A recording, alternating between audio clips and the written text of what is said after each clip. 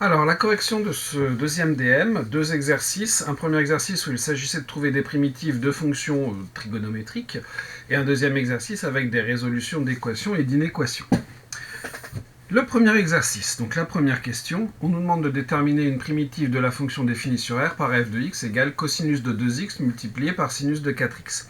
Or, avec les primitives, ça fonctionne plutôt mal avec les produits, et on n'a pas de règle générale pour déterminer une primitive d'un produit. Cela étant, on va être capable de transformer ce produit de cosinus-sinus en une somme de quelque chose, et ça, cette somme, on pourra sans doute plus facilement en trouver une primitive.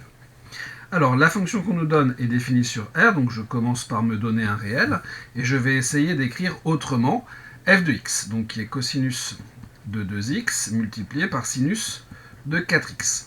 Un produit, un produit de sinus-cosinus, eh bien, on sait le transformer en une somme de sinus. Cosinus A multiplié par sinus B, c'est 1 demi de sinus A plus B plus sinus A moins B.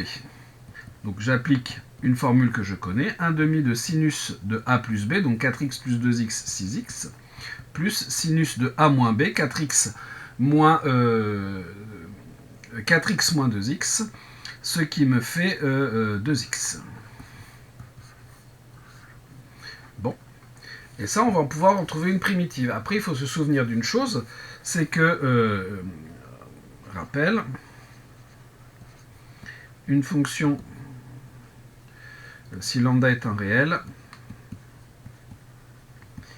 et grand U une primitive de petit u, alors la fonction qui a x associe petit u de lambda x admet pour primitive,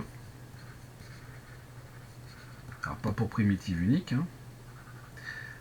admet pour primitive la fonction qui a x associe grand 1 sur lambda, grand U de lambda x. Bon. Et donc je vais appliquer ça. Donc, ma fonction que je vais appeler grand F, de R dans R, qui a x associe 1 demi de 1 sixième. Ensuite, il me faut une primitive de sinus. Je vais par exemple avoir moins cosinus.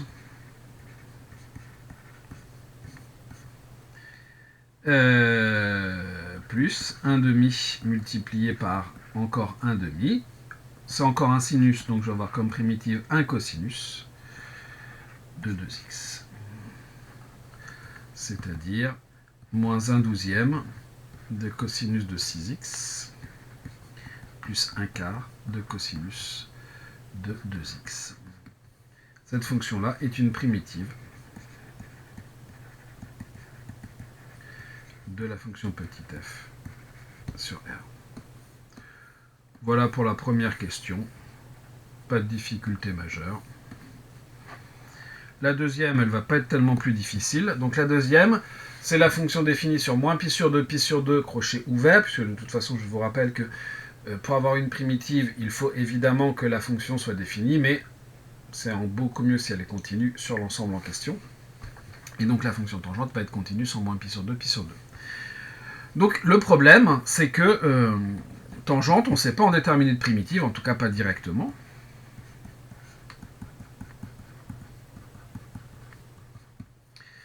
Eh bien, h de x, c'est tangente x, c'est-à-dire que c'est sinus x sur cosinus x. C'est donc une fonction qui est de la forme presque u' sur u. Donc je vais avoir moins sinus x sur cosinus x, qui est de la forme